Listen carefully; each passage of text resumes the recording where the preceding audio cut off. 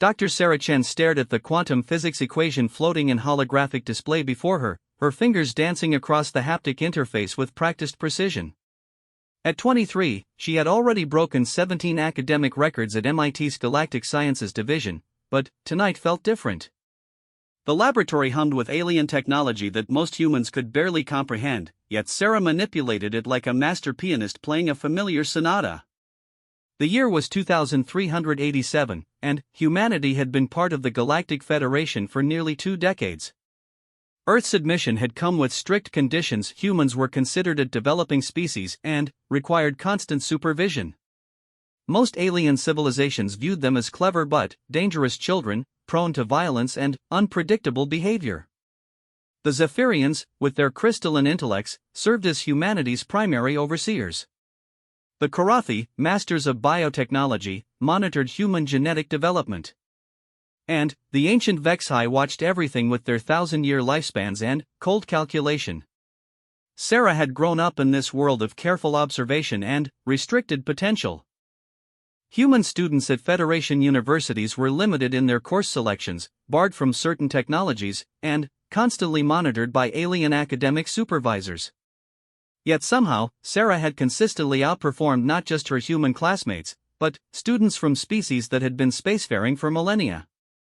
The holographic equation before her represented her doctoral thesis, a revolutionary approach to faster-than-light communication that could theoretically allow instantaneous messaging across galactic distances. Current Federation technology required relay stations and took months to send signals between distant systems. Sarah's work could change everything.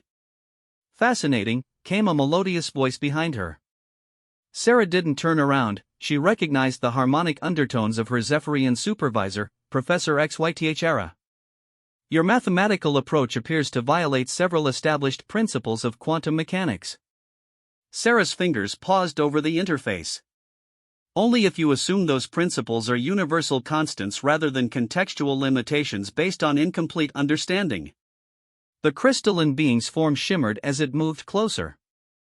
In the dim laboratory light, Professor HFY looked like a living prism, refracting the holographic displays into rainbow patterns across the walls. You speak with remarkable confidence for a species that achieved spaceflight only 4 centuries ago.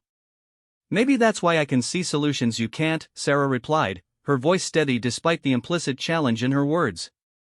Fresh perspective. She heard the subtle harmonic shift that indicated Zephyrian amusement. Indeed. Your thesis defense is scheduled for next week. The committee will include representatives from 7 different species. Are you prepared for their questions? Sarah finally turned to face her supervisor. The Zephyrians' fractal features were impossible to read by human standards, but she had learned to interpret the subtle color shifts in their crystalline structure. Right now, those colors suggested concern mixed with something else, anticipation, perhaps. I'm prepared for their skepticism, Sarah said. What I'm not prepared for is the political implications if I'm right. Professor HFY's colors shifted to deep blue surprise. You understand the broader context of your work? Sarah gestured to the equation floating between them. Instantaneous communication would revolutionize trade, diplomacy, and military strategy across the galaxy. It would also eliminate the information advantage that older civilizations have over younger ones. The power structure of the Federation itself could change overnight. The Zephyrian was silent for a long moment, their colors cycling through patterns Sarah had never seen before. Finally, they spoke. You are remarkably perceptive for one so young. Tell me, have you shared your work with anyone outside this laboratory? Something in the professor's tone made Sarah's skin prickle. Of course not. Standard academic protocol requires. I'm not asking about protocol, Professor HFY interrupted, their colors flashing red for just an instant. I'm asking about survival instincts. Before Sarah could respond, the laboratory's main door slid open with a soft hiss. 2 figures entered, humans, dressed in the dark suits that had become the unofficial uniform of Earth's Federal Bureau of Investigation. The FBI had evolved significantly since humanity joined the Galactic Federation, now serving as the primary liaison between Earth's government and alien authorities. Dr. Chen, the taller agent said, his voice carrying the flat tone of someone delivering bad news. I'm Agent Morrison, this is Agent Park. We need to speak with you about your research. Sarah's heart rate spiked, but she kept her voice level. I'm sorry, but my research is classified under Federation academic protocols. You'll need to speak with Professor XYTHERA about. Actually, the professor's harmonic voice interrupted. I requested this meeting. The betrayal hit Sarah like a physical blow. She stared at her supervisor, colors shifting rapidly across their crystalline form. You called them? Dr. Chen, Agent Morrison stepped forward. Your work has attracted attention from parties beyond the academic committee. We're here for your protection as much as anything else. Protection from what? Agent Park, a woman with sharp eyes and graying temples, answered. 3 days ago, our monitoring stations detected unusual quantum signatures emanating from this laboratory. Yesterday, we intercepted communications between Karathi intelligence operatives discussing a human anomaly that required immediate attention. This morning, a Vex-High diplomatic courier arrived on Earth without going through proper channels. Sarah felt the blood drain from her face. The Karathi were known for their biological experimentation, while the Vex-High had been the Federation's enforcers for over 1,000 years. Neither species made unscheduled visits to Earth for pleasant reasons. They're not here to congratulate you on your academic achievements, Agent Morrison said grimly. The Karathi likely want to study how your brain works. The Vex-High probably want to ensure your research never sees the light of day. Professor XYTHERA's colors had shifted to deep purple fear. Dr. Chen, I have worked with your species for 15 years. In that time, I have observed many talented humans, but none like you. Your cognitive patterns, your intuitive leaps, your ability to synthesize complex concepts, it's unlike anything in our databases. What are you saying? Sarah's voice was barely a whisper. I'm saying, the professor continued, that you may represent something the Federation has never encountered before. A human whose intellectual capacity exceeds the theoretical limits we've established for your species. That makes you either a miraculous evolution or a dangerous mutation, depending on one's perspective. Agent Park moved to the laboratory's main console. Dr. Chen, we need you to pack up your research immediately. All of it. Every equation, every simulation, every theoretical framework. Tonight. You're evacuating me? Sarah couldn't believe what she was hearing. From my own university? From Earth, Agent Morrison corrected. At least temporarily. We have a safe house on Luna Station. You can continue your work there while we figure out how to handle the diplomatic situation. Sarah looked around the laboratory that had been her home for the past 3 years. The quantum processors hummed quietly in their cooling chambers. Holographic displays showed calculations that represented months of painstaking work. The smell of ozone from the particle accelerators had become as familiar as her own breathing. What about my thesis defense? Professor XYTHERA's colors brightened to white determination. I will postpone it indefinitely. Academic schedules are far less important than your continued existence. As if summoned by her words, the laboratory's proximity alarms began to sound. Red lights flashed across the walls as the building's security system activated. Agent Morrison pressed a finger to his earpiece, his expression growing increasingly grim. We're too late, he said. Karathi shuttles just entered Earth's atmosphere without clearance. They'll be here in 15 minutes. Agent Park was already at the quantum storage arrays, downloading Sarah's research onto encrypted drives. Dr. Chen, is there anything here that absolutely cannot be reproduced elsewhere? Sarah's mind raced. Years of work, countless breakthroughs, theoretical frameworks that had taken her months to develop. But there was one thing, one crucial element that existed nowhere else. The calibration matrix for the quantum entanglement array, she said, pointing to a small device that looked deceptively simple. It's not just programmed, it's grown. Quantum crystals that I've been conditioning for 2 years. Without it, the entire theory is just mathematics. Agent Morrison grabbed the device while Agent Park finished the download. Professor, can you buy us time? The Zephyrian's form flickered as they accessed the university's communication systems. I can delay them with academic protocol. Claim that Dr. Chen is in the middle of a critical experiment that cannot be interrupted. It might give you 20 minutes. Sarah gathered her personal belongings, her hands shaking slightly. Everything was happening so fast. This morning she had been a doctoral student worried about her thesis defense. Now she was apparently a person of galactic interest, fleeing her own planet. "There's something else," she said suddenly. "The equation I was working on tonight, it's not just about faster-than-light communication. It's about quantum consciousness transfer. The implications go far beyond what I've documented." All three of her companions stopped moving. Agent Morrison's face went pale. "You mean uploading minds?" "More than that," Sarah said, her voice gaining strength as she spoke about her passion. "I mean consciousness that can exist independently of biological substrate. A human mind that could interface directly with quantum systems, manipulate matter at the subatomic level, potentially exist simultaneously in multiple locations." Professor XYTHR's colors had gone completely black. Terror. "Dr. Chen, you cannot let the Federation Council learn of this. Some discoveries are too dangerous for any species to possess." "Which is exactly why they can't get their hands on her," Agent Park said grimly. "Dr. Chen, we need to go. Now." As they prepared to leave the laboratory, Sarah took one last look at the holographic equation floating in the air. Her life's work, reduced to data files and a small quantum device. But, in her mind, she carried something far more valuable, the theoretical framework for humanity's next evolutionary leap. The proximity alarms grew louder as they headed for the exit. Through the laboratory's windows, Sarah could see lights in the sky, ships descending through Earth's atmosphere with the authority of the Galactic Federation behind them. Agent Morrison's voice was urgent as they moved through the corridors. "Dr. Chen, before we reach Luna Station, you need to understand something. This isn't just about your research anymore. Our intelligence suggests that several species have been monitoring human cognitive development for decades, waiting for someone like you to emerge." "Someone like me?"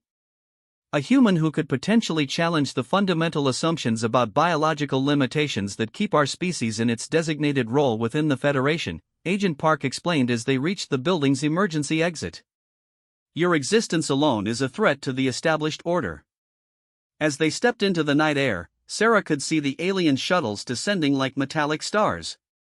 In the distance, a Federation enforcement vessel cast searchlights across the campus. The life she had known was ending, but something else was beginning. "Professor," she called back to the Zephyrian, "thank you for trying to protect me." Professor XYTHR's colors shifted to warm gold affection. "Dr. Chen, in my 300 years of existence, I have never encountered a mind like yours. Whatever happens next, remember that knowledge is neither good nor evil, only the use to which it is put matters." As they climbed into the waiting vehicle that would take them to the spaceport, Sarah Chen realized that her true education was just beginning. She had spent years learning how the universe worked according to Federation science. Now she would discover what happened when a human mind refused to accept those limitations. Luna Station hung in space like a massive metal flower, its rotating sections catching Earth's light as it turned slowly against the starfield. Sarah pressed her face to the transport shuttle's viewport, watching the station grow larger as they approached. 3 weeks had passed since her hasty departure from Earth, and the reality of her situation was finally beginning to sink in. The FBI safe house turned out to be an entire research level, complete with quantum laboratories that rivaled anything she had left behind. But it was also a prison, albeit a comfortable one. Armed security personnel checked her credentials every time she moved between sections. Her communications were monitored. And every meal came with a side of polite interrogation from federal agents who seemed genuinely concerned for her welfare while systematically cataloging every aspect of her life. "Dr. Chen?" Agent Morrison appeared in the laboratory doorway, carrying a tablet and wearing the expression he had learned to associate with bad news. "We need to talk." Sarah didn't look up from the quantum processor array she was calibrating. "If this is about my food preferences again, I already told Agent Kim that I'm fine with synthesized proteins." Real meat isn't worth the security risk. It's not about food. Morrison's voice carried a tension that made Sarah finally turn around. We've been monitoring Federation diplomatic channels. The situation on Earth is escalating. Sarah felt her stomach drop. What kind of escalating?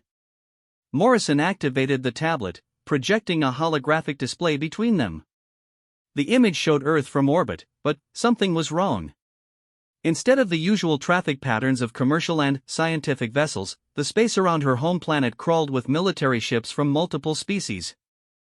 As of this morning, there are Karathi bioships, Vex-High enforcement cruisers, and Zephyrian research vessels all maintaining positions around Earth, Morrison explained. They're calling it a scientific observation mission, but intelligence suggests they're actually arguing about what to do with you. With me? Sarah stared at the tactical display. I'm not even there anymore. Your research is. And, apparently, Professor XYTHRA has been less than forthcoming about the full scope of what you accomplished. Morrison touched the tablet, changing the display to show intercepted alien communications. These are Karathi transmissions from yesterday. Our translators are still working on the technical details, but the general meaning is clear. They believe you've unlocked something that could fundamentally alter biological limitations. Sarah sank into a chair, suddenly, feeling the weight of the past weeks. The consciousness transfer equations. It's more than that, isn't it? Morrison sat across from her, his expression serious but not unkind. Dr. Chen, we need to know exactly what you discovered. Not just the practical applications, but the theoretical implications. Because right now, 3 of the most powerful species in the galaxy are debating whether humanity deserves to continue existing. The blunt statement hit Sarah like a physical blow. They want to commit genocide? Over my research? Not exactly genocide, Morrison said carefully. More like permanent technological limitation. The Vex-High are proposing that all human research be placed under permanent Federation oversight. The Karathi want to study your brain structure to understand how you achieved your breakthroughs, then implement genetic modifications to prevent similar developments in future humans.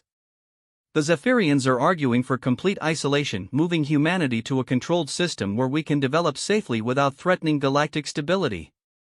Sarah stood up abruptly, pacing to the laboratory's observation window. Earth was visible in the distance, a blue marble surrounded by the lights of alien warships. And what does Earth's government think about these generous offers? Earth's government doesn't have a choice, Morrison said quietly. We're a junior member of the Federation. In matters of galactic security, we don't get a vote.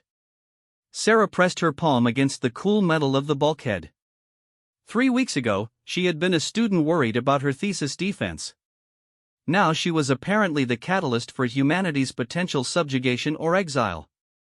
The responsibility felt crushing. There has to be another option. Actually, there might be. Morrison stood up, his voice taking on a different tone. Dr. Chen, what I'm about to tell you is classified at the highest levels. Only a handful of people on Earth know about it, and even fewer approve of it. Sarah turned back to face him. What are you talking about?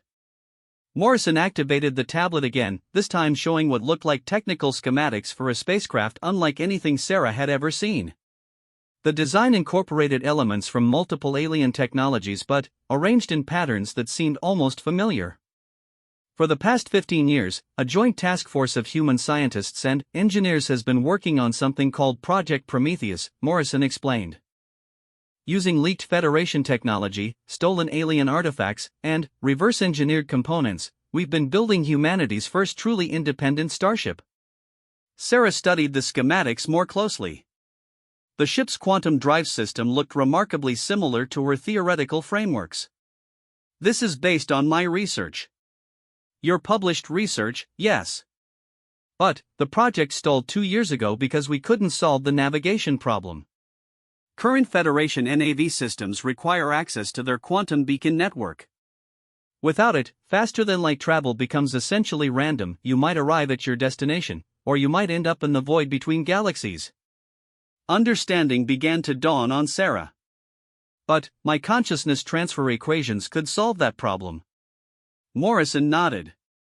A quantum consciousness linked directly to the ship's navigation systems could calculate jump coordinates in real time, compensate for gravitational anomalies, and navigate using quantum entanglement rather than Federation beacons. It would make humanity truly independent for the first time since we joined the galaxy. Sarah felt excitement and terror warring in her chest. You're talking about uploading someone's consciousness into a starship. Not uploading, Morrison corrected. Linking. The consciousness would remain anchored to a biological form but extended into quantum space. Think of it as digital telepathy rather than digital immortality. And, you want me to be the test subject? Morrison's expression grew grave. Dr. Chen, I need you to understand something. This isn't a request from the FBI or the Earth government. This is a choice. In 3 days, the Federation Council will vote on humanity's future. Based on current intelligence, the vote will result in permanent technological restrictions and ongoing genetic monitoring of our entire species. Unless humanity demonstrates that we're capable of independence. That we can solve our own problems without Federation oversight.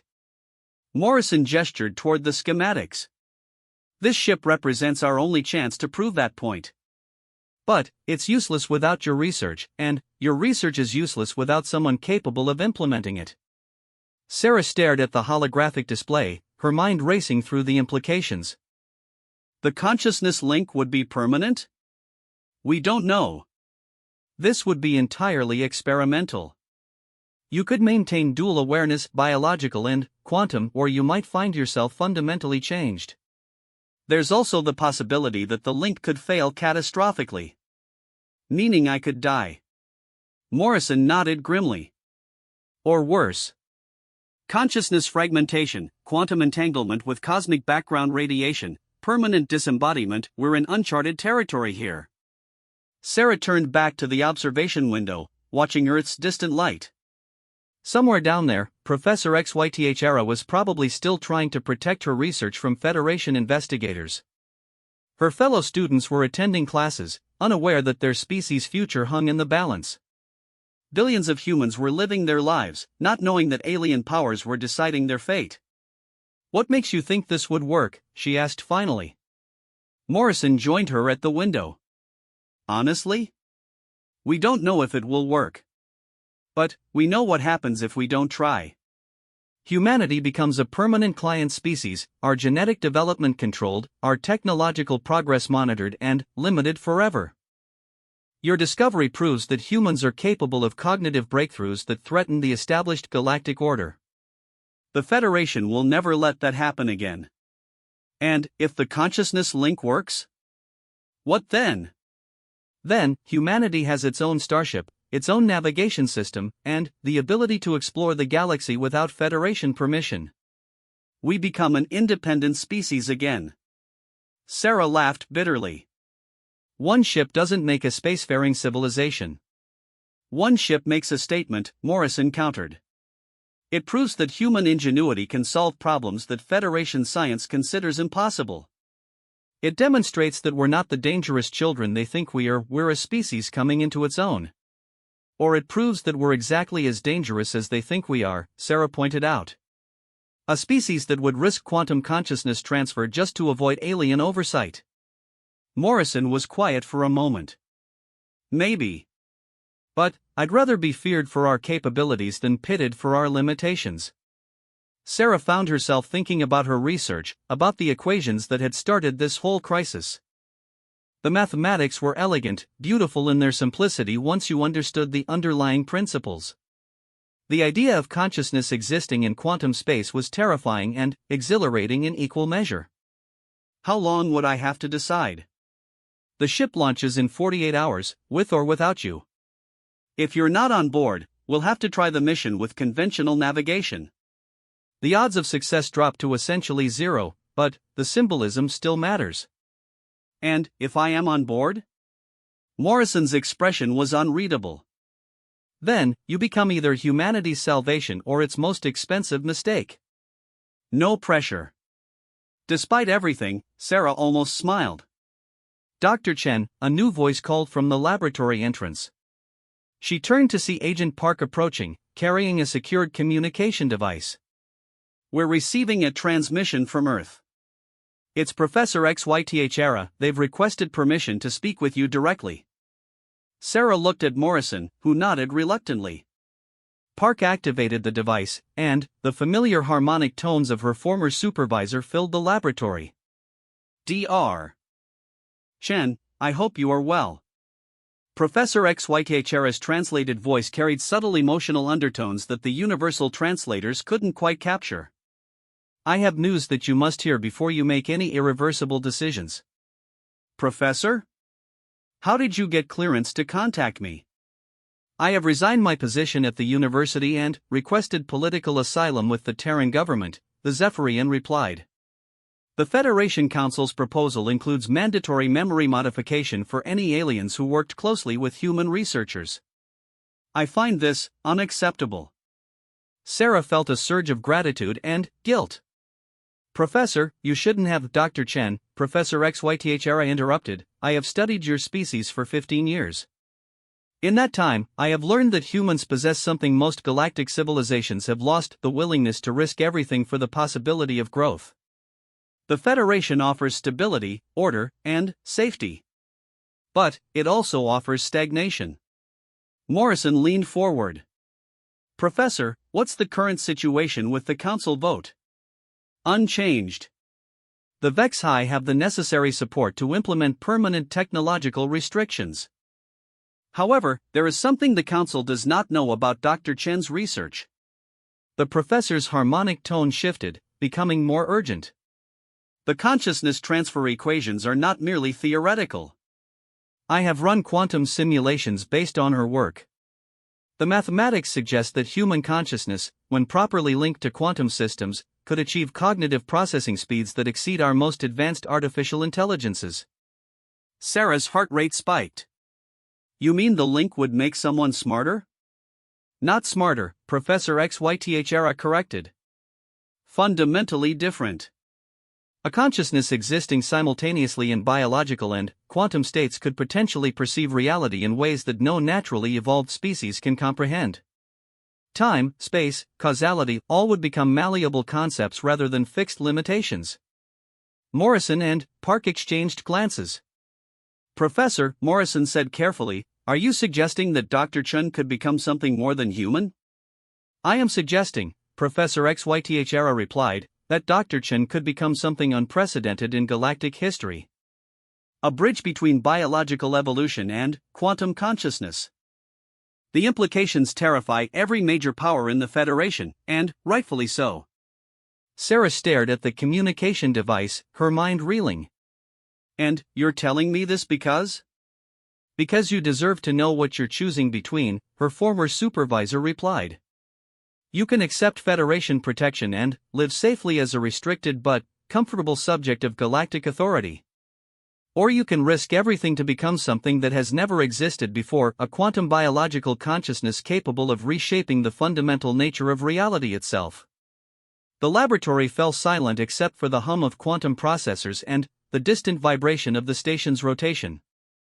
Sarah looked out at Earth, surrounded by alien warships, and felt the weight of an entire species' future pressing down on her shoulders.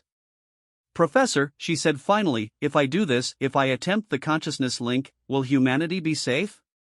Safety, Professor XYTH replied, is not the right question. The right question is whether humanity will remain human. And, Dr. Chen, I believe the answer to that question lies in your hands. As the communication ended, Sarah found herself facing a choice that would define not just her own future, but the evolutionary path of her entire species. In 48 hours, she would either board a ship that could carry humanity to independence, or watch from safety as her people accepted permanent subjugation to alien authority. She turned to Morrison and Park, her decision forming even as she spoke. I need to see the ship. The ship was beautiful. Sarah floated in the observation pod, looking through reinforced transparasteel at humanity's greatest achievement. The Prometheus hung in space like a silver needle, its hull reflecting the light of distant stars. 200 meters of human engineering and alien technology, welded together by desperate hope and stubborn determination. The quantum consciousness interface is located here. Dr. Rebecca Torres pointed to a schematic on her tablet. As the project's lead neurologist, Torres had spent 3 years developing the biological components of the consciousness link. The chamber connects directly to the ship's quantum core. Once the link is established, you'll have access to every system on the vessel. Sarah studied the technical readouts, her mind automatically parsing the complex interactions between biological neurons and quantum processors. The interface looks like a sensory deprivation tank. That's intentional, Torres explained. We need to minimize external input while your consciousness expands into quantum space. Think of it as meditation taken to its logical extreme. Captain James Harrison, the ship's commanding officer, floated nearby with the casual grace of someone who had spent decades in zero gravity. Dr. Chen, I want you to understand what we're asking of you. This mission isn't just about proving human independence. If the consciousness link works, you'll be responsible for navigating us through uncharted space to a system beyond Federation influence. Where exactly are we going? Sarah asked. Harrison activated a star chart, highlighting a distant system near the galactic rim. Kepler 442. Habitable planets, resource-rich asteroid belts, and, most importantly, completely outside Federation space. If we can establish a colony there, it becomes humanity's first truly independent world. Sarah studied the star chart. Kepler 442 was over 800 light-years from Earth, far beyond the range of current Federation exploration. That's assuming the consciousness link doesn't kill me in the first 5 minutes. The preliminary tests are encouraging, Torres said quickly. We've successfully linked quantum processors to biological neural networks in laboratory conditions. The scaling issues are purely theoretical at this point. Theoretical issues that could result in my consciousness being scattered across multiple dimensions, Sarah pointed out. Or, Harrison said quietly, theoretical issues that could evolve human awareness beyond anything our species has ever imagined. Sarah turned back to observe the ship, watching technicians make final preparations for launch. In 6 hours, the Prometheus would either begin humanity's journey to true independence or become the most expensive funeral pyre in human history. Dr. Chen, a familiar voice called through the observation pod's communication system. Sarah turned to see Agent Morrison floating in the nearby corridor. We're receiving reports from Earth. The Federation Council has moved up their vote by 12 hours. Sarah felt her heart sink. Which means they'll reach a decision while we're still in Earth space. If the vote goes against us, Federation enforcement vessels will have authorization to prevent our departure. Captain Harrison's expression hardened. How long until the vote? 4 hours, Morrison replied. The council session is being broadcast on diplomatic frequencies. We can monitor the proceedings, but we can't influence the outcome. Sarah closed her eyes, feeling the weight of impossible decisions pressing down on her. 4 hours to decide not just her own fate, but the future of human consciousness, human independence, and human evolution. Captain, she said finally, I want to tour the consciousness interface chamber. The chamber was smaller than she had expected, more like a medical pod than the grand technological marvel she had imagined. Quantum processors lined the walls, their crystalline structures humming with barely contained energy. The interface chair looked deceptively simple, padded restraints, neural contact points, and a transparent helmet filled with quantum field generators. The process is designed to be gradual, Dr. Torres explained as they examined the equipment. Your consciousness will extend into quantum space slowly, maintaining its biological anchor throughout the initial link. Only after we confirm stable dual awareness will we attempt full quantum navigation. And if something goes wrong? Emergency disconnection protocols will sever the link and return your consciousness to purely biological function. Torres paused. Of course, if your consciousness has already fragmented across multiple quantum states, disconnection might not be possible. Sarah ran her hand along the interface chair, feeling the smooth metal warm under her touch. Dr. Torres, be honest with me. What do you think are the real odds of success? Torres was quiet for a moment, her scientific mind clearly wrestling with honesty and optimism. Based on laboratory simulations and theoretical modeling? 60% chance of successful link establishment, 40% chance of successful quantum navigation, and maybe 20% chance that you'll remain fundamentally human afterward. That's not exactly encouraging. No, Torres agreed. But it's better odds than humanity has without this mission. Captain Harrison's voice echoed through the chamber's communication system. Dr. Chen, Dr. Torres, please report to the main briefing room. The Federation Council session is beginning. They gathered in the ship's primary conference room, watching holographic displays that showed the Federation Council chamber on Earth. Representatives from dozens of alien species filled the vast amphitheater, their varied forms creating a rainbow of biological diversity that never failed to amaze Sarah. The HFY delegates stood at the central podium, their ancient form wrapped in ceremonial robes that had been old when humanity was still discovering fire. When they spoke, their words carried the weight of millennia. Esteemed colleagues, the translation system rendered the HFY's complex vocalizations into flat human speech. We gather today to address a threat to galactic stability that requires immediate action. The human species has produced an individual whose cognitive capabilities exceed established parameters for their biological classification. Sarah watched her own face appear on the chamber's displays, along with readouts of her academic achievements and research breakthroughs. To the assembled aliens, she was apparently a statistical anomaly that threatened the natural order. The evidence is clear, the HFY continued. Unrestricted human development could result in cognitive capabilities that surpass established galactic intelligence standards. This individual has demonstrated theoretical frameworks that challenge fundamental principles of consciousness, reality manipulation, and spacetime navigation. The Karathi delegate rose, their biomechanical form clicking as they moved. The solution is simple. Genetic modification to prevent similar developments, combined with comprehensive study of the anomalous individual. We can ensure that human evolution remains within acceptable parameters. Sarah felt sick watching alien powers debate her species' future as if humans were laboratory specimens rather than sentient beings. Professor XYTHRS stood among the observers section, their crystalline form catching the chamber's light. Honored delegates, I must voice opposition to these proposals. The human Dr. Chen represents not an aberration, but a natural evolutionary development. To restrict this growth is to violate the fundamental principles upon which the Federation was founded. The Federation was founded on stability, the HFY delegate replied coldly. Uncontrolled evolution threatens that stability. Captain Harrison muted the broadcast. Dr. Chen, we're out of time. The vote will happen within the next hour, and, based on what we're seeing, it's going to authorize permanent restrictions on human development. Sarah stared at the paused image of the Federation Council.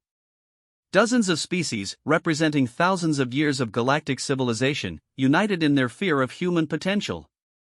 If I do this, she said slowly, if I link with the ship's quantum systems, what message does it send? That humans refuse to be limited by fear, Dr. Torres replied. Or that we're exactly as dangerous and unpredictable as they think we are, Sarah countered.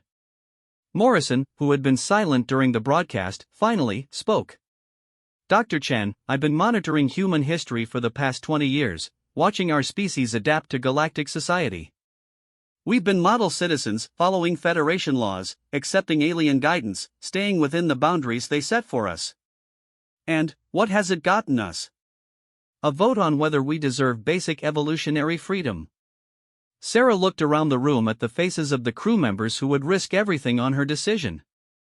Captain Harrison, whose military career had been spent preparing for a mission that might never happen. Dr. Torres, who had dedicated years to developing technology that might kill the first person to use it. Morrison, representing a government that was gambling its only starship on an untested theory. Captain, she said finally, how long do we have before the Federation enforcement vessels can stop us? Harrison checked his tactical display. Once the vote authorizes intervention, they'll have legal grounds to disable our ship. Given their current positions, maybe 30 minutes from authorization to weapons lock. Sarah stood up, feeling surprisingly calm despite the magnitude of what she was about to attempt. Then, we launch now. Before the vote. If humanity is going to be judged for its potential, let's give them something real to judge. The next 20 minutes passed in a blur of activity.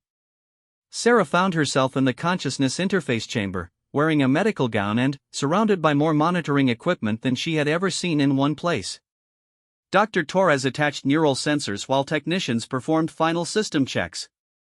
Dr. Chen, Captain Harrison's voice came through the chamber's speakers. Federation enforcement vessels are moving to intercept us. We have perhaps 15 minutes before they're in weapons range. Sarah lay back in the interface chair, feeling quantum field generators humming to life around her head. Dr. Torres, if this works, what will I experience? Based on our simulations, you should maintain awareness of your biological body while simultaneously perceiving quantum space directly. Think of it as existing in two realities at once, physical and quantum. And, if it doesn't work? Torres hesitated. Then, we'll know very quickly. Sarah closed her eyes as the neural interface activated. The first sensation was simply cold, a chill that seemed to penetrate her thoughts themselves. Then, came the expansion, a feeling of her consciousness stretching beyond the boundaries of her skull. Suddenly, she could perceive the ship's quantum core directly, not as a separate system but as an extension of her own awareness. The sensation was indescribable, like discovering she had been blind her entire life and, suddenly, gaining sight, except the new sense wasn't visual but something far more fundamental. Neural link established, Torres reported. Quantum synchronization at 60% and climbing. Sarah could feel the ship around her, every system, every circuit, every quantum processor. But, more than that, she could perceive space itself, the invisible currents of gravity, the quantum foam that underlied reality, the vast network of entangled particles that connected everything in the universe. Synchronization at 90%, Torres called out. Dr. Chen, can you hear me? I can hear you, Sarah replied, though she wasn't sure if the words came from her biological voice or some quantum equivalent. But, I can hear so much more. Through the ship's sensors, she perceived the Federation enforcement vessels closing in. Their quantum signatures blazed like torches in her expanded awareness, and she could see their weapons charging, their intent crystallizing into probability matrices.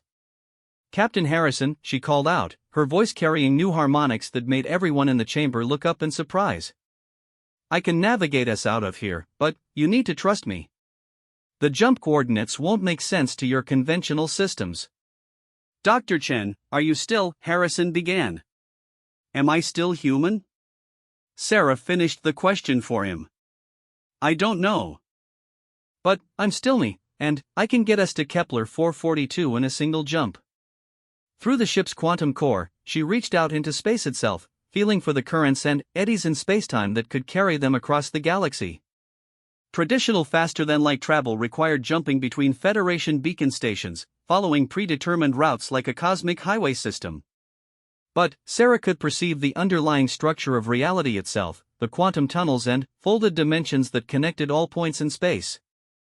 Federation vessels are locking weapons, Harrison reported. Dr. Chen, whatever you're going to do, Sarah didn't answer with words. Instead, she reached into the ship's quantum drive and twisted space around them like origami. The Prometheus didn't accelerate so much as step sideways through reality, sliding between dimensions in a way that Federation science claimed was impossible. The jump lasted either an instant or eternity. Sarah's expanded consciousness experienced time differently than her biological brain. When space folded back into normal configuration, they were floating in an alien star system, light years from Earth and the Federation's authority. Location confirmed, Harrison announced, his voice filled with wonder. Kepler 442 system. Exact coordinates. Dr. Chen, how is this possible? Sarah opened her biological eyes, though she maintained awareness of quantum space simultaneously. I can perceive reality as it actually is, rather than how Federation science says it should be. Space isn't a barrier to cross, it's a structure to manipulate. Dr. Torres was staring at the medical readouts in amazement. Neural activity is off the charts, but stable. Quantum field integration is at 100%. Dr. Chen, I think you've just become the first hybrid biological quantum consciousness in galactic history. Through the ship's communication systems, Sarah could still sense the Federation enforcement vessels around Earth, searching for the Prometheus that had simply vanished from their sensors.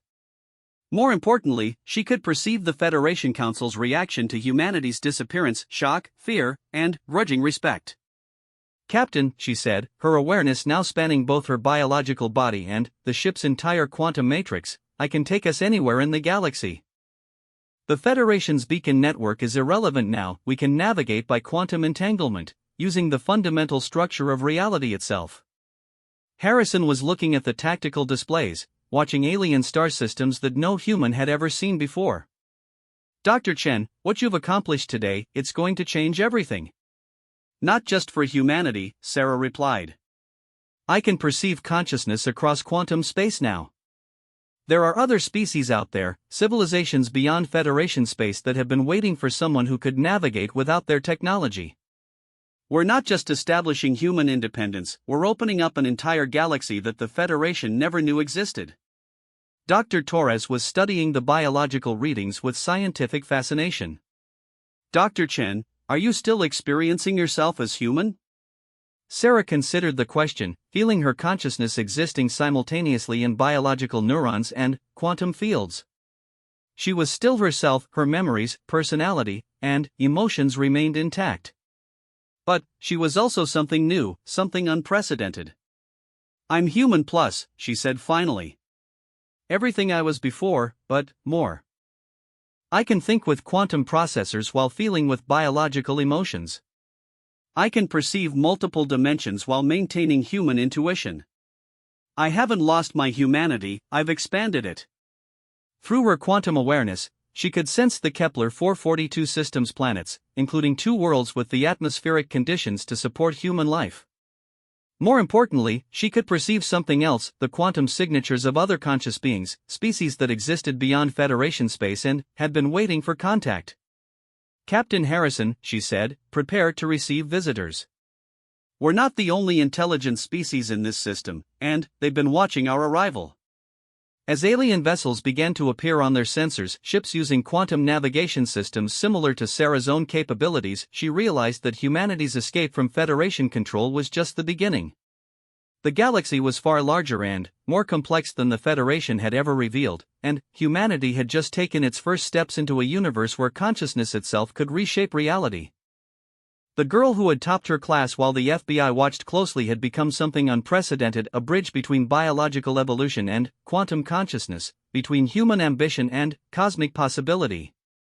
And, in becoming more than human, she had opened the door for her entire species to transcend the limitations that had been imposed upon them. In the months that followed, the Prometheus would establish humanity's first independent colony, make contact with civilizations beyond Federation space, and prove that human consciousness, when freed from artificial restrictions, could achieve things that older species thought impossible. Sarah Chen had started as a doctoral student whose research threatened galactic stability.